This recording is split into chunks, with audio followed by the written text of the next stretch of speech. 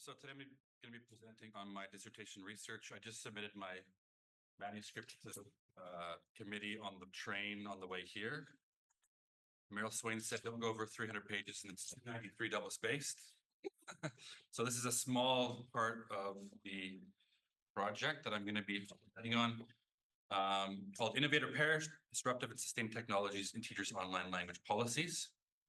A little bit of a spoiler at the beginning. You guys recognize this logo. Okay. That will be clear a little bit later. All right, so a couple quotes to begin. In 2009, Cook said, from the end of the 19th century onwards, almost all influential theoretical works on language teaching have assumed without argument that a new language should be taught without reference to the student's first language. And Ellis called this the unmarked case, or Gogolin a monolingual habitus. However, a lot has changed since then. So in 2019, Macro and colleagues, we have now reached the point where there are virtually no commentaries made in the SLA field advocating the exclusion or even the strong limitation of the L1. So we see this kind of shift, a multilingual or plurilingual turn in the field. Okay, but then we also see this kind of binary setup, kind of mono versus multi. So on the monolingual side, my context is kind of ELT, English language teaching, and English only policies and practices. We also see this in immersion theory, which contend that exclusive use of the target language to maximize exposure is needed for learning outcomes, and that recourse to other languages results in interference. And then on the other side, we have the multilingual or the language mixing approaches like plurilingualism and translanguaging, which argue for pedagogies that take advantage of the synergy between languages and the varied linguistic resources or cultural identities that learners bring to the classroom. So for me, I'm looking at this binary and then from the theoretical framework using Derrida and deconstruction to deconstruct the binary. So deconstruction breaks down binaries and constructed truths to uncover and explore the tensions and complexities in between. Arbitrary binaries often shape our understanding of the world and produce constructed hierarchies. Traditionally, this was monolingualism over multilingualism. And deconstruction is not simply destruction, but we can deconstruct what has been constructed, maybe socially constructed, right? Taking things apart, and then reconstruction, something new emerges. So in this context, it opens language and interpretation to hybridity and complexity. So we move from trying to find the end of the game, the answer, the truth, or in our field, the pedagogical holy grail, to an exploration of the multiplicity of meanings, possibilities, and pedagogies. So for me, this is moving beyond mono versus multi, or either or to and thinking. And the aim is to uncover a greater range of context-sensitive pedagogical options or measured immersion and plurilingual approaches for more equitable and effective language teaching and learning. So that there are, positive and effective things on both sides of this constructed binary. And so the idea is, potentially to combine them. Okay. So we're looking at my fourth research question, looking at teachers' experiences of their language policies and practices in virtual classrooms during the pandemic. I used the mixed methods participant selection model, starting with a survey where I got 125 responses, the context being Japan and Canada. And then from there, selected participants for follow-up interviews and observations. So you can see the n sizes there as well. And then for today's presentation, looking at data analysis, just thematic analysis in vivo of the open-ended survey questions and interviews. So through this data analysis process, I kind of noticed this kind of spectrum from mono to more multi orientations. So on the one hand, you had 12 teachers that were very strict English only, an outright rejection of other languages in the classroom, punishments for other language use. You had the mono-leaning who tended to avoid other languages or talked about them in kind of a deficit, with deficit language. You had the mix that would allow or use other languages, but with caveats. The multi-leaning who try to leverage other languages. And then the multi who kind of employ a stated plurilingual or translanguaging approach, oftentimes from a social justice kind of point of view. Okay, and then for data analysis, I kind of combined the mono and mono-leaning with the multi and multi-leaning to create the three orientations. Okay, of course, there's a lot of complexity across the the orientations as well. But the first thing that kind of struck me was that there were very few teachers kind of on the far ends of the spectrum, right? Most of the teachers were kind of navigating their policies and practices in between. So disruptive technologies was originally applied to business theory to describe the technologies and innovations that emerge from the bottom of the market and eventually challenge and disrupt the established market leaders. So that's the other lens I'm using in this presentation. So applied here, we analyzed the disruptive technologies that took hold during the pandemic via online learning and their impacts on teachers' established classroom language policies and practices. So they couldn't do the same things that they would do in the in-person classroom as far as their language policies online, right? So we're looking at how those technologies disrupted the language policies, right? So we can see the disruptive technologies as being like Zoom as an online classroom space, the breakout rooms, the chat functions, translators, bilingual dictionaries, and then we can even extend it now to generative AI. I remember the first time I taught in person again after the pandemic, two things struck me. The one was I couldn't see your name under your box. How do I remember all the students' names? And the second was like, how do I make you all disappear? There's the breakout room button, right? So for me, those were, yeah. So for me, sometimes those are also sustaining technologies, right? So again, given innovation can be both disruptive to one firm and sustaining to another. So there were aspects of disruptive and sustaining to these technologies for the teachers, right? So looking across the spectrum then, and then this idea that technology is a double-edged sword for a participant in Canada. So looking across the spectrum, we have the mono-oriented teacher. So the biggest thing for them, there's a difficulty of monitoring. They couldn't, police the language use in the classroom. So especially in the breakout rooms, right, it became this kind of translanguaging space that the students could use whatever language they wanted. The teachers felt, the one teacher from Canada says, I've noticed a general improvement in the quality of students' writing. One suspicion I have with some of the written work is whether some students have illicitly accessed online translation tools. Another challenge is small group speaking activities done in breakout rooms. Because I can only visit one room at a time, I can't verify whether students with the same L1 are speaking in English only. Okay.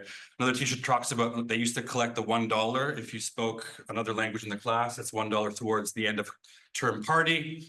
I cannot not ask them for the $1 online. However, we have technologies now like e-transfer, so I felt like that's still possible. At the same time, then the whole class space kind of became more of an English-only space, and classroom management for these teachers became easier, but there was less interaction overall. So it was kind of disruptive and sustaining. So for example, it's actually a little easier to control the classroom in an online environment because the students don't have direct contact with each other. Anything they say in the classroom is directed at the teacher, so I can control the use of their L1 much better. Or even more extreme, when doing online classes, language policies are unnecessary because students don't talk to each other, right? So which is kind of the point of, language classroom is for the students to talk, right? So definitely disruptive in that sense. And then a breakdown of English-only policies. For example, having to use the L1 for tech support. So a participant in Japan, although he's Japanese, would pretend that he didn't speak or understand Japanese. But then when the students were having technical difficulties and they couldn't figure out something on Zoom, he had to break down and use some Japanese to help them figure it out, right? So when I use Japanese to explain something, they realize that I speak Japanese, then the whole thing collapses. And then they just start speaking Japanese all the time, right? I wonder if some of us have come to a point of maybe just accepting it rather than trying to fight it, right? So that these disruptive technologies are breaking down those English-only policies. Okay. For the mixed-oriented group, there was also the difficulty of monitoring, but there was this added element of student autonomy or monitoring for students for support. Okay, so from Canada, it puts more ownership on them to actually improve in English, their goal, because I have no idea if they're using translators and I don't really care. Or I give instructions in English, and in the classroom, you can see everybody and you can see who's following and who isn't, but you can't really do that when you have a bunch of black screens. So again, not being able to monitor for support was disruptive to these teachers. Again, there was more L1 for explanations, instructions, and text support.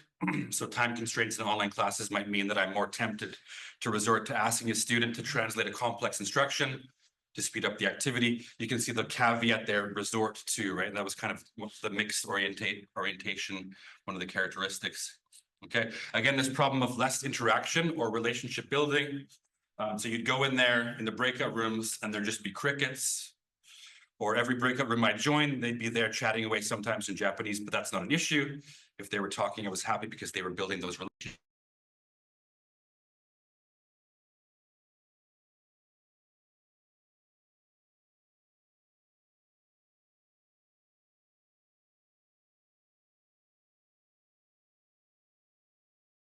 Very little about language policy.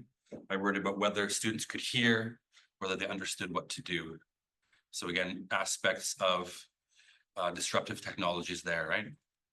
Finally, on the multi side, again, we have this difficulty of monitoring, but for support. Again, the ability to monitor groups' progress in person, who's struggling, who's just sleepy. Mahmoud, you gotta wake up, drink more coffee. Who's doing well and deserves praise. This monitoring and intervention aspect is much more difficult online. Again, more L1 for explanation, instructions, and tech support, which for these teachers was sustaining as opposed to disruptive. Okay, so I found myself asking more often for students to use their own language to explain instructions, rules, and concepts. In my experience, it takes much longer to do things online, and there's much more anxiety and pressure for me and often for students. Asking students to help each other and me by using their own languages seems to help speed things up and reduce tension. Again, this problem of less interaction and community building, getting that classroom feeling, you're all segmented into so many different screens. So to make all the screens feel like you're one screen is challenging. Less target language usage. Again, the point of the classes is to learn English. They're not speaking in English at all. I mean, with their friends, so they're only speaking English with me or trying to speak English with me. Remember, on the mono side, they found this kind of sustaining. It was easier to control students kind of English only. But on the multi side, they found it more disruptive. And then finally, we saw some plurilingual affordances online. So I've given learners more flexibility when they can use their first language. I've allowed learners to exchange their ideas about how their first language helps them with learning English in an online environment.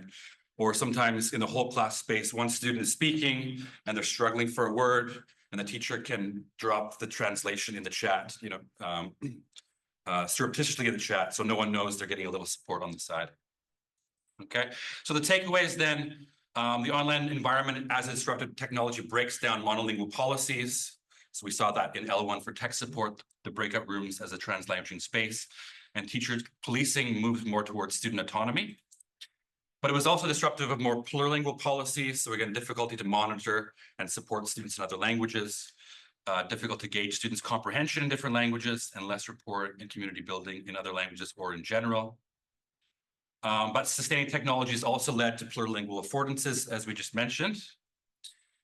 But there's less interaction across the spectrum from the mono, mixed, and multi. That's what all the teachers were struggling with.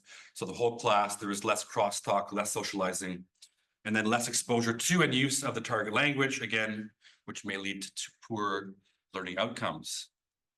So when we think about innovating or perishing, we can see the disruptive technologies work to deconstruct teachers' established language policies and practices, while sustaining technologies provide new opportunities for language learning. In this complexity, I propose something new can emerge, kind of hybrid plurimmersion online pedagogies. I was like, Enrique, should I just coin that term? She's like, go for it. Plurimmersion. So Christian says hybrid offerings constitute an effective response strategy. Recombination serve as stepping stones that allow incumbents to improve their existing technology while learning and adapting to an uncertain new technology. So we can have the breakout rooms as a translanguaging space, but also use the breakout rooms for negotiated immersion activities to maximize target language exposure and use. So combining those two from across the binary, right? And the whole class can be an immersion space, and we can also leverage technologies for support in other languages. So this kind of idea of a negotiated language policy that goes, back and forth and in between the constructed binary of mono versus multi. So participants from Japan, language policy is something that emerges as a contract between learners, each other, and me, rather than a pre-designed set of procedures. It's flexible, it's dynamic. And language policy is a fluid and adaptable thing that changes as needed based on the environment and the setting. So as established policies are deconstructed, sustained, and transformed in online spaces, we can move to either or, to both and or and pedagogy.